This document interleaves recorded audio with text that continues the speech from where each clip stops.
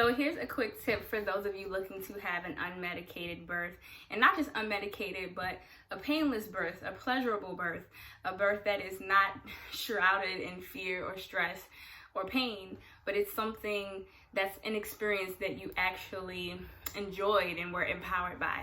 So you should be using your birth ball not just in labor, but also during pregnancy. And there's a few reasons why. The first reason is to build muscle memory. So I've seen this with myself in labor, but also with other women. What happens is you feel those first really strong contractions. So you've been in early labor, it's been mild, you've gotten acclimated to the feeling, and then boom, that active labor kicks in and you're like, whoa, this is getting serious.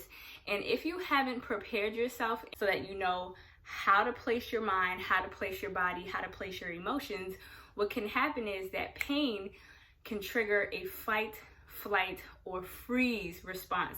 Freeze is one of the responses to fear and pain that we don't really talk about as much, but it happens just as often. And so what happens is you go from early labor where you're like vibing out, you got your music on, and then things pick up and you're like, ooh, and you start like kind of just like looking around and you freeze up and you're like, I can't do this, right? And I see this with birthing people who don't physically remember where to put their body or what to do with their body when things get more intense. So when you use the birth ball during pregnancy, what you're doing is you're building muscle memory. If you haven't already seen the video that I uploaded onto my YouTube, it's all about positions that you can use with your birth ball during labor to find relaxation and comfort.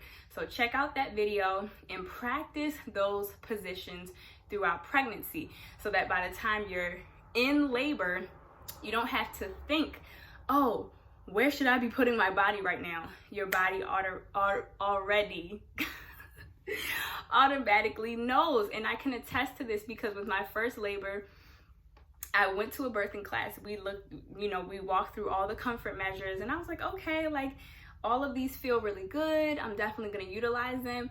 And then once those contractions started to intensify, all that stuff flew out the window. I couldn't remember any of it because when your brain goes into labor, your thinking brain, your analytical mind, it shuts down. So that's why it's also great to have a support person who can help guide you through. Now, the next tip is using your birth ball instead of sitting on the couch, reclining back in a lazy boy, or laying in the bed on your back when you are just trying to relax. Now, the reason is because when you're in late pregnancy, anytime that you're reclining back, what happens is you are encouraging your baby to become OP. And that essentially means instead of facing your spine, they're facing your belly button. And this can be really problematic for labor. It can cause really painful back labor. It can make pushing a little bit more difficult. It can just make everything a little bit more harder. And we don't want that, right? We want things to be easier.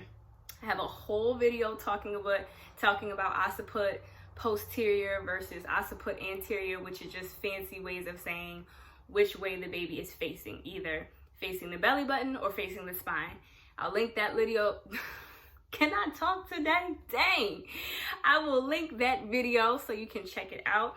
But instead of laying back in the lazy boy, laying back on the couch, put yourself up on a birth ball and make sure that you are upright so that you're not encouraging your baby to flip into that OP position. Now, the last thing is just practicing for your mind, getting your mind-body connection ready.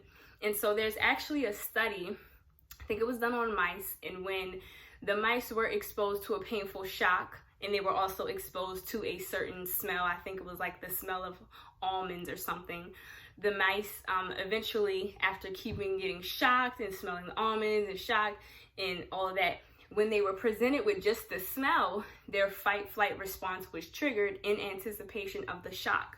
So all of this means is that we build associations in our brain.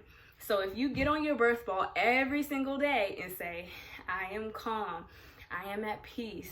I ride through each birthing wave with strength and flexibility, or whatever you want to say, right? Those affirmations are going to start being associated with your birth ball in your brain. So when you go into labor and you sit on your birth ball, your brain is going to be like, oh yeah, this is our quiet space. This is our peaceful space. This is our calm space, right? So you want to build that association so that not only do you have the muscle memory, not only have you worked to keep your baby in a great position, but now as soon as you hit the birth ball, your brain is like, I know what to do.